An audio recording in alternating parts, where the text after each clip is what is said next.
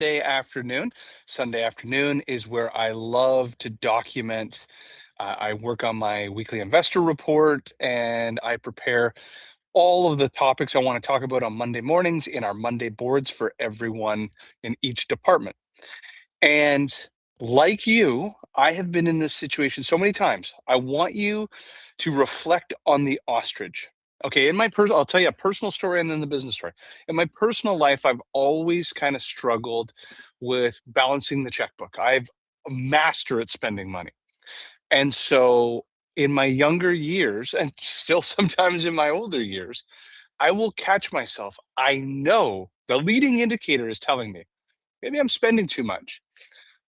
And the first instinct or is to always put your head in the sand and just hope magically it goes away, the ostrich approach. In business, this has happened many times. I actually have written about this in my first book. Can't remember if it was in Social Selling Mastery or in Spear Selling. I told the story about running into a financial brick wall in 2017 where lead flow slowed down. We didn't have recurring revenue business. We hit what's called revenue equilibrium at $3 million, hit that brick wall, and all of a sudden the debt started to spiral out of control because we didn't have recurring revenue. So we were losing like $300,000 a month. Long of the short, my first instinct was put my head in the sand. Again, I was 10 years younger.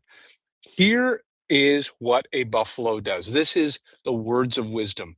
Now, somebody who's owned three agencies, I can tell you that there's a couple constants. Change is always going to happen, and pain is always going to happen.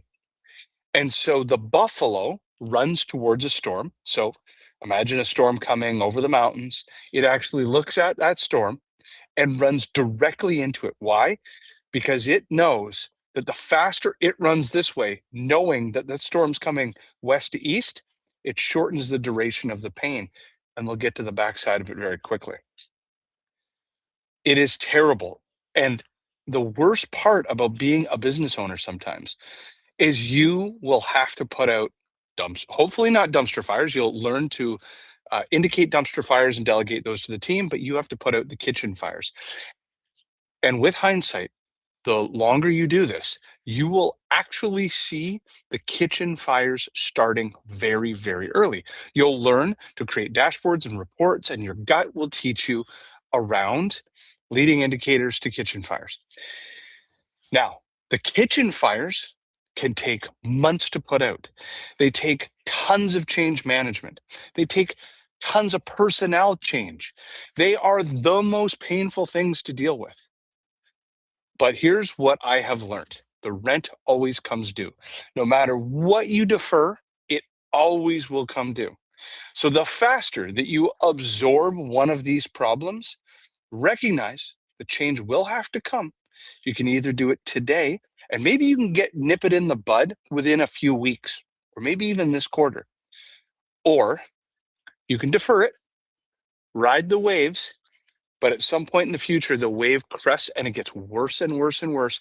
And now it could take a year or years or never be course corrected. I'll tell you a quick story. So in my own business, I've watching where our own business, we started bundling packages with aggressive discounts. So bundling products and packages, and the more a customer bundles, the bigger the discount we were giving, and that looked fantastic. Of course, it grew revenue, it grew headcount, it grew customers, it grew everything, but it started to erode margins. And so the second that we started to see this, I had two choices.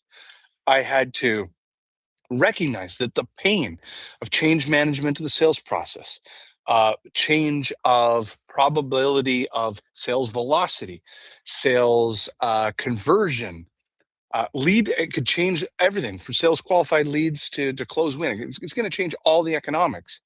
But if I don't change it, I can't get to the goal I'm going to get to. And so I have to be willing to take short term, hail in the face, storm in the face, run directly into the storm, knowing that if I deal with it now, potentially I course correct everything within 90 days. And now I've gone through that problem and I'm on to the next thing. And all of a sudden, growth starts to skyrocket. Or I can continue on the same trajectory, and short to medium term, I will continue to grow, but I will basically, the storm continues to build over me and I run at the same pace of the storm. And eventually, I actually can't outgrow the problem and I'm almost stuck there forever. And so, my biggest advice to you, the ostrich versus the buffalo.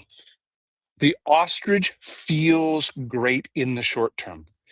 Every single leading indicator in go to market, lead flow, lead conversion, um, you know, pricing challenges, talent challenges, and of course, I'm in the talent space, and I watch founder after founder after founder.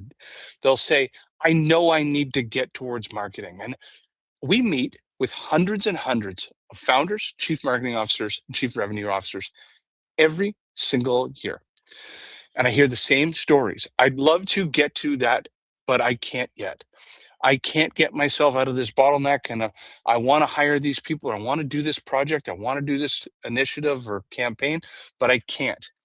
All that you're doing is you're putting your head in the sand and you are deferring the problem because the rent will come due.